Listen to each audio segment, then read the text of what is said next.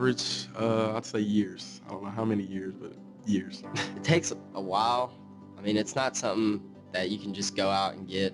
It takes hard work, dedication, and time and focus, and a lot of discipline too. I'll say about 3-4 years. I'll say about 3 to 5 years. Too long. Probably like 20 years maybe. I'd say about 40 years. It depends. If I get out of college and I'm an anesthesiologist, then maybe a few years. I don't think it takes any certain amount of years.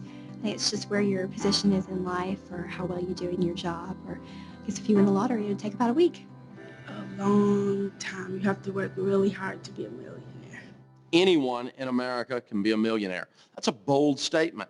But I'll tell you this, it takes an average of 17 years, and 80% of America's millionaires today, that's 8 out of 10 of them, are first-generation rich. They started with nothing and built their wealth over time. It's a steady, consistent application of the principles that we teach: budgeting, paying cash, and staying out of debt. The typical millionaire goes unnoticed in America. No one knows who they are. They're not athletes. They're not from Hollywood. They don't have some special skill. The only skill they have is that of perseverance. They never quit. It's as simple as that. You could do that, couldn't you? The rate of return of the interest rate that you get on your money is very, very important as well. Something to look at. See, here's an example of that. If you take $1,000 and you put it in the bank and you made 6% on your money and you put it in there at age 25 and you let that compound interest work, you come back 40 years later at 6%, that $1,000 will be $10,000. If you double the rate of return from 6 to 12%, it doesn't double the results, does it? Because compound interest is a mathematical explosion. We don't go from 10 to 20. We go from $10,000 to $93,000. And when you triple it, and you go from 6 to 12 to 18, it goes from 10 to 93, and you made 18% on your money, you'd have $750,000. Dave, you can't get 18% on your money, you know that. Well, I sort of do. I've got several mutual funds that have averaged over that for 20 years.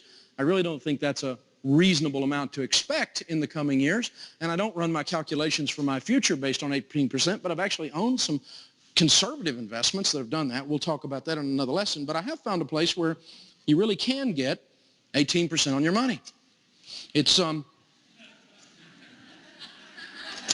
called plastic surgery.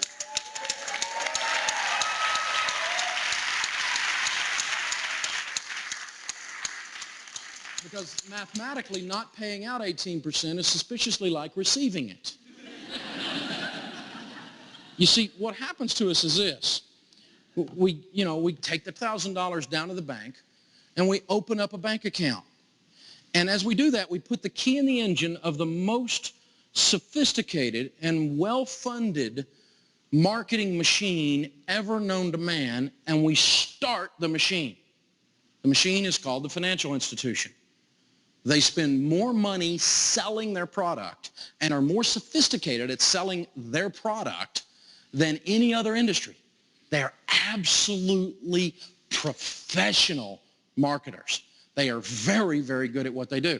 So if you go open a savings account, by the time you get home, in your mailbox is one of these, isn't it? And it's in there, and it's like, got a little letter in there that says, "Welcome to the family. We want to build a relationship with you." And I got that thing out, and I read it. It said 18%. And I went, nobody borrows money at 18%. That'd be stupid. I'm not going into debt at 18%. I was in my 20s, and I told my wife, I said, "Honey, got this stupid credit card, 18%. We don't need the thing, but I'm going to put it right here just in case there's an..." Oh, no, you did it too. And we're sitting there doing the bills one week, and there's sweat on the upper lip, and we're fighting, and we're not going to make it, and we're going, "Okay, honey, I got a plan. We'll eat every other week." And we're just barely making it. You know, all the money comes in, all the money goes out, only the names are changed to protect the innocent. Anybody been there but me? You know what I'm saying? And Monday morning, we mail all the bills out, and then they're out there floating around in the mail, and about Thursday, I go to start the car, and the car won't start. It's got a bumper sticker on it that says, I owe, so off to work I go. I've got to have the car to get to work. I mean, how am I going to get to work to pay these bills if I don't have the car? A stupid car won't start. It's a $422 alternator. So we take the Tahoe down to the mechanic. Turns out he's not a nonprofit ministry. He actually wanted to get paid. We said, well, just this once, we're going to fix the car, because who knew the car was going to break? And we're going to put it on this thing, because this is an emergency. Yeah. We're sitting there about August, and the kids come in the house kind of like this. Dad, we're getting ready to go back to school, and Dad, this is a problem. Dad, we're either going to have to buy clothes or you're going to have to pay for counseling. And we're going, oh no, the children grew. Who knew this was going to happen? So we go down to Target, that fine French store, and take care of our children and buy them clothing, because they surprised us by growing. We have no money, and so we put it on this, because this is an emergency. I'm sitting there in November eating my Thanksgiving dinner, and about halfway through it, I almost choke on my turkey. Because I suddenly realized that this year Christmas is in December.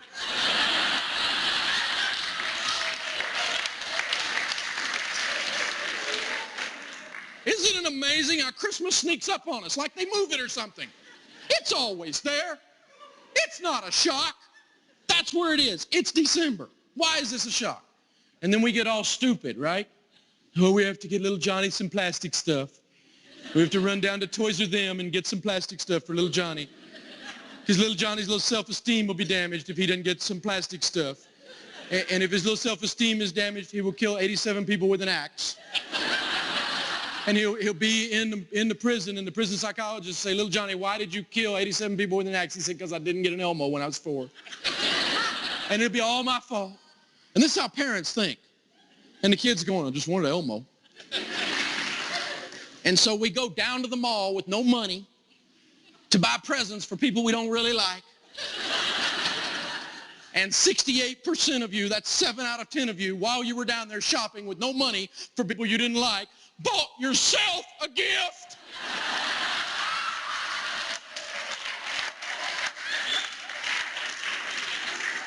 Just because they might forget, I guess. I don't know.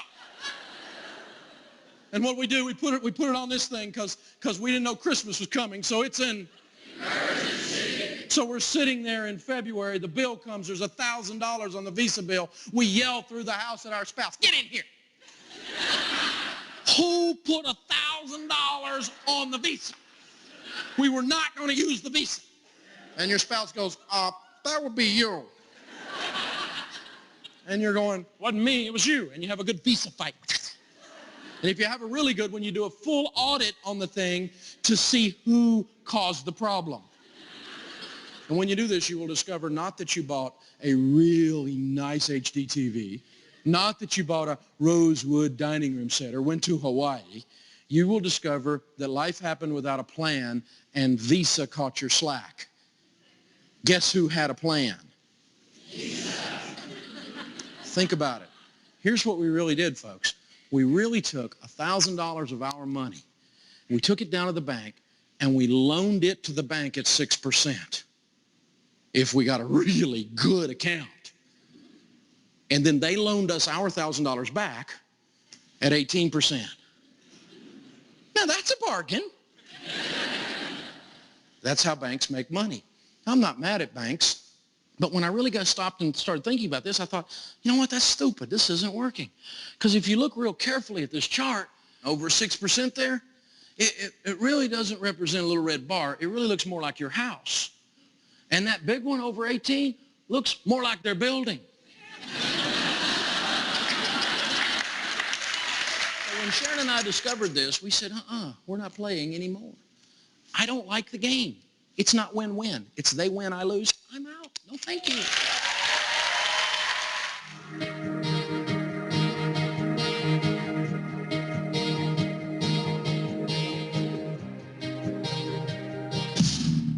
What we're saying in short is this. If the water in this cup represents money, we need to put some money in the savings cup.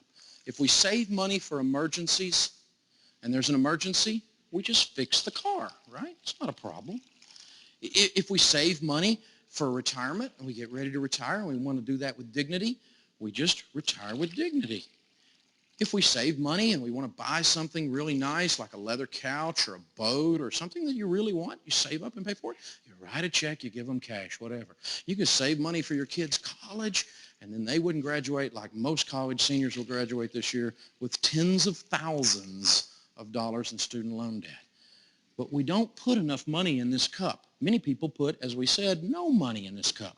Instead, we have the tendency to use this cup, the spending cup. And we tend to put all of our money in there so that there's not any.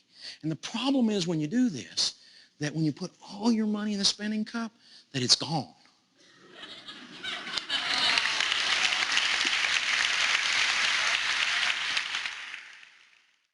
So by now you understand that saving is a crucial part of handling your money. After all, that's why it's your first foundation. We typically save for 3 reasons: emergencies, big purchases, and to build wealth. First up, emergencies. As you know, high school students should have $500 set aside just in case of an emergency, like if your car breaks down or you have to get a new cell phone. The second reason we save is for big purchases, like a prom dress, your first car in college. When the time comes to buy, having the money ready is such a good feeling. One of the most gratifying things you can do is to purchase something big with your own hard-earned cash. The third reason we save is to build wealth. Remember how we said that your income is your largest wealth-building tool? It's a powerful thing when you put it to work. By starting early, you can retire with dignity, with plenty of money to have fun, take care of your family, and bless others.